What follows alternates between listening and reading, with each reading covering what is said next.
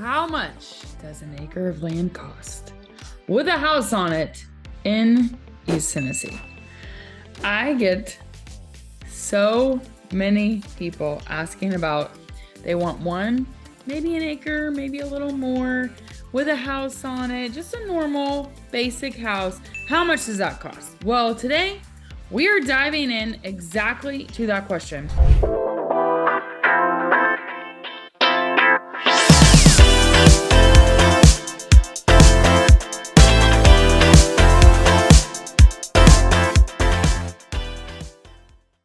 So hey, what's up? I'm Haley Jones. If you have not seen any of my videos, welcome. I'm so glad you're here. And if you have, what is up? Hope you're having a great day. Okay, so I am a local real estate agent. I grew up in Knoxville, worked internationally, was a math teacher, and now I'm right back here in Knoxville and helping people make their real estate dreams come true. And part of that is I love to make informational videos, and this video is specifically about property, land, and how much for an acre. So we are going to put parameters on this because I did this by county, and I did some of our most popular counties in the Knox metro area. So I want to say that, number one. Number two, I put major parameters on this. So I'm going to show you the parameters that I put so you can be like, what parameters did you put, Haley? Okay, here's the parameters. I did a search in our MLS, the East Tennessee Realtors MLS, which is multiple listing service where all the listings are. And I cut it to anything from 1 to 2 acres, 3-bed, 2-bath minimum. So like some of these might have 5 bedrooms and 5 bathrooms, but they're not going to, because I bounded it between 1,500 square feet and 2,500 square feet, because I'm also finding that many of my clients, especially those that are relocating, are actually not looking for a huge house. They want something kind of middle of the road size. So I did this 1,500 to 2,500 square foot, with 2,000 obviously being right in the middle of that. 2,000 and newer. I'm finding that many people are also wanting something newer. And then also I looked only at February 1st to July 31st of 2023. I did not include January just because I feel like January numbers are skewed, especially when you're looking at talking about land. And things have been so crazy with rates, and January was like, you know, people were like, new year, rates. Ooh. So I just did February 1st to July 31st. Okay, so that's our parameters. So everyone's clear. I'm not talking about every listing within an acre. With any acreage 1 to 5, we're talking very specific, so that way it could be as standardized as possible. Yeah, that's the reason for these parameters. Now, if you're like, Haley, I want to know what 5 to 10 acres costs or whatever, then just comment at me and let me know. Okay, so let's dive right in. First of all, if you are not a spreadsheet person, what can I tell you? I don't know, because hopefully this is like pretty straightforward. Okay, so hopefully you can also see these numbers pretty well. So here's our counties: Knox, Anderson, Loudoun, Sevier, and Blount. Knox is obviously where Knoxville is. Anderson includes Oak Ridge. That's like probably the major city. Knox is just Knoxville, but that's also like areas like Powell, Farragut, Cedar Bluff, Hardin Valley, Coreyton, Halls, South Knox, Strawberry Plains. I mean, I could keep going. No one wants that, okay? Loudoun, this includes Tellico, this includes Greenback, this includes Lenoir City. Sevier, this is Sevierville, Pigeon Forge, Gatlinburg, parts of Seymour, parts of Kodak, etc. Blount houses Louisville, Friendsville, parts of Greenback, Von Orr, partially. Maryville and Alcoa are the big Blount County cities. So that's just for context. If you're not familiar, that's what those are. Okay. Now this total means this was the total number of properties that fit these parameters: the 1 to 2 acres, 3-bedroom, 2-bath, the square footage, 2,000 built and newer within these dates. Okay. And these were any closed or active or pending transactions. Okay. So we can see that who's transacting the most, who's having the most action. Sevier and Blount counties actually both had 24. But then if we look at who has the most active, Sevier County has the most actives, with Blount County having the least. Knoxville is third highest with 17 total transactions, 13 of which were closed. We do see, you know, if you were to do 1 out of 17, this would reduce down to 1 out of 12, and this would be 1 in 4. So I'm saying that because obviously Knoxville is having the least like percentage of actives. 2 out of 7, is that more or less than 1/17? I think that's more. That's way more than 1/17. Anyways, you guys are like, really, Haley? We're doing fractions now on your video? You're welcome. Okay, all this to say that what you're gonna see, that I just want to show this takeaway. This to me is the takeaway. There are not a ton of options in any of these counties within these parameters. So I also want to ground you in that information, that this is, even though these parameters are super tight, it's not like the inventory, we're like swimming in inventory of options that meet these parameters, okay? The other thing I want to show you is we're seeing that, like in this case of Knox County, there's more pinning than there are available. You know what I mean? So just noting that in Loudoun County, the same number of active as there are pending, almost the same in severe, and double pinning than what's active in Blount County. Okay, let's get into the money, honey. Okay, so first of all, let me show you what this is. Average list price, that means what it was listed for, okay?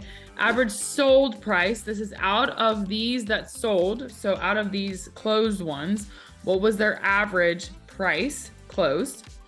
And then out of the county, how does it compare to the average county sell price? Now this is the same time frame, this February 1st to July 31st, 2023. However, it is accounting for every single family home sold from February to July.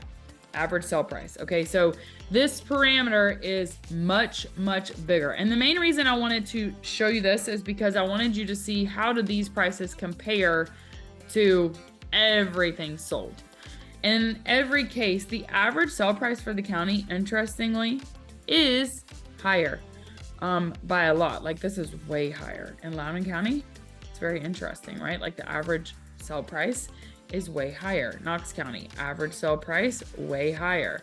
Blount County is the most similar when it comes to average sold price of something with 1 to 2 acres within these parameters. Okay, so I just wanted to kind of show you how is it transacting on a sell price compared to what's happening in the county. So on one hand, this is cheaper than what this is. Now that's for several reasons.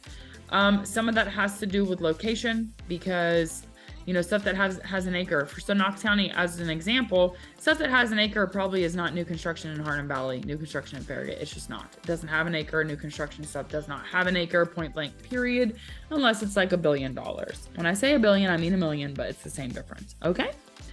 So now let's look at listing price versus sold price. And this is what's interesting. So here, average list price for this type of property is more expensive than what it sold for in Knox County. Okay, versus if we go here, more expensive, and this is cheaper, right? So this is letting you know, if you're looking, that you can probably actually get it for lower than what it's listed for, right? But then let's look at Loudoun County. Look at Loudoun County. So this is actually more expensive than what it was listed for, right? See that? See the 334,000? This is interesting because this price in Sevier County is high and what you're buying it for is significantly lower. And these are very similar.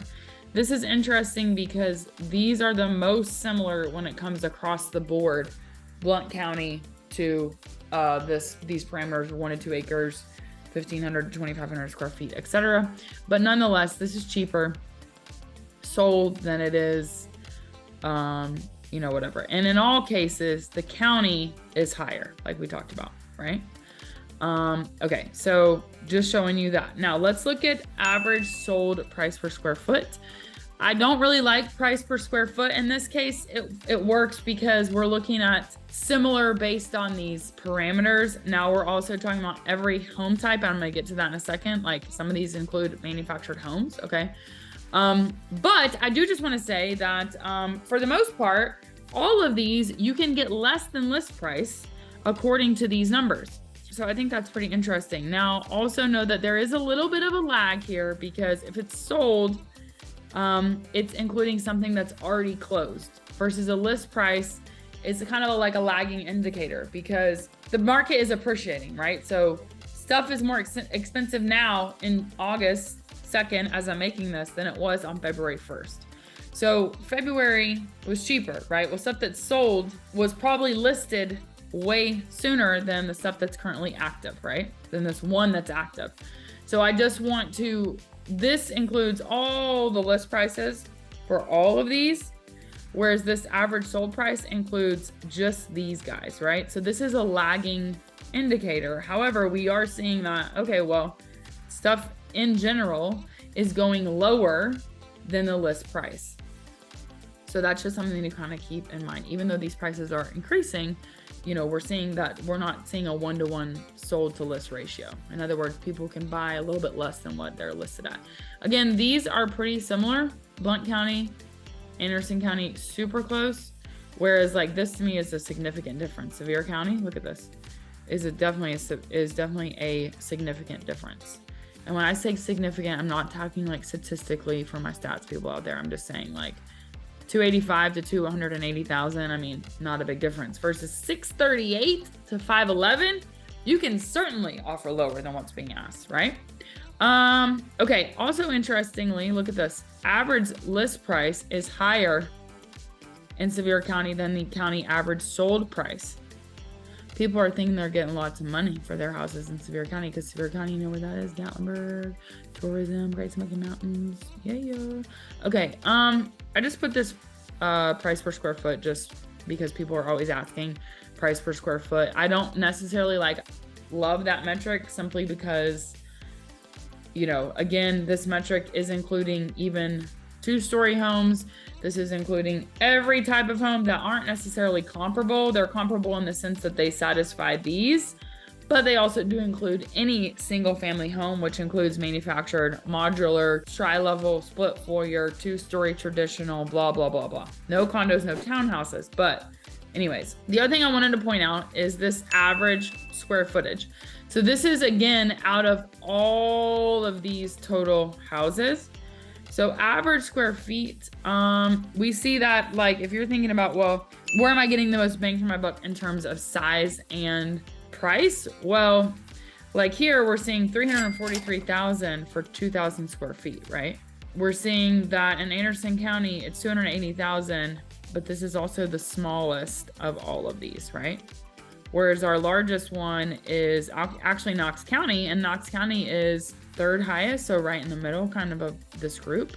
So anyways, something interesting to consider. Again, I only did 2,000 built or newer, and then I took the average of all of these.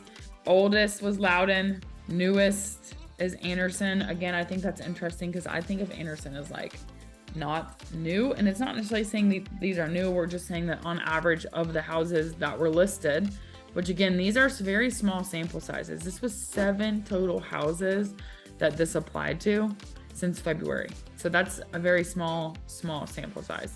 Average acres, they're all around 1.3. So on the closer to 1 side, not 2.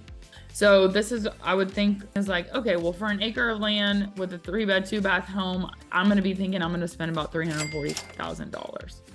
So anyways, and obviously if it's older, depending on it, this is gonna be less. But again, I get a lot of people that are wanting kind of a newer house. Some information that's a little bit in the weeds, but people always are curious about is HOA. Interestingly, none of the 7 in Anderson County had an HOA. Sevier County, we saw the highest number with an HOA. That was 5 out of 24. So just about 1/5, right? About 20%. And everyone else is smaller because this is much smaller. Like this is about 1/10 and this is about 1/10 as well. Well, more, whatever, but you know what I'm saying. Less in Knox, Blount, and Sevier. And I actually started to see like who is in a subdivision, but I took that out because sometimes on the tax record, it'll say like it's in a subdivision, but it's really just like the way that the mapping was done for the area. It's not really a subdivision. So I took that out because it's just based on the tax record. Okay, so average days on market. So this is for every transaction listed. And average days on market sold, that was from list to under contract. And what is interesting, notice this. Notice who is a clear standout? Loudoun County. Who is also higher average sold price? Loudoun County. Do you see what I'm saying? Look at this. Loudoun County has the higher average sold price than average list price. We also see that it has the higher or least days on market across both parameters. Anything that's active sold or contingent, and then anything that has sold right at 5 days. So that means this is a competitive place to find this type of property, because I think this is for multiple reasons. A lot of stuff on Loudoun or in Loudoun could be water frontage. This could be within Tellico Village. I mean, there's a lot of parameters of stuff going around and happening in Loudoun County of why this could be the case. So I just think that is interesting. I also want to point out to you that this is the number of transactions or homes that were mobile or manufactured. So this could be a single wide, a double wide. All of them should have been on a permanent foundation. Although single wides, yeah, they have a permanent foundation, so whatever. Anyways, that being said, I just wanted to point out to you that, again, this includes these and homes also that are like traditional on a regular foundation. Notice, interestingly, in Sevier County, that I only accounted for 1 out of the 24 total. So I think that's kind of interesting. Just want to kind of ground you in what you could expect. Just under half of those in Knox County were mobile or manufactured at this price, right? Whereas if we look at Sevier County, only 1 of those was mobile or manufactured at this price, right? So we see again that there's a big price differential on type of home, because 6 of these guys were mobile or manufactured, and only 1 of this average 511,000 was mobile or manufactured. So we're seeing a bigger price point in Sevier for sure. So it's something interesting to think about. And the final thing I wanted to show you was what type of financing are we seeing? I included this because I just wanted to kind of ground you in, this is not the case that everybody's just coming in with cash. You know, in Knox County alone, 10 of these transactions were a conventional loan. That is a straight up conventional loan. Somebody who qualified with 5% down, maybe 20% down. They had a credit score that was higher than something for an FHA. FHA usually is typically reserved for a lower credit score or less cash in hand. Depends on the buyer, obviously, and the buyer situation. But it's not as if like a ton of these are cash.